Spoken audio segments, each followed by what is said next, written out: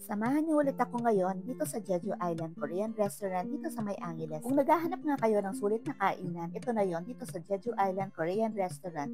Grabe, for just 699 pesos. May only buffet ka na plus samji plus shabu-shabu. As in, super sulit ito. Self-service lahat. Ikaw bahala sa trip mo. Sa 699 mo, meron ka ng pork, chicken, beef, tapos may hotdog pa. May only side dishes, sauces, drinks, at syempre, hindi mawawala ang cheese. At only rice na rin pala to. Siguradong mabubusog ka dito, promise. Meron din silang only pork at only chicken na samchi na nasa 549 pesos lang.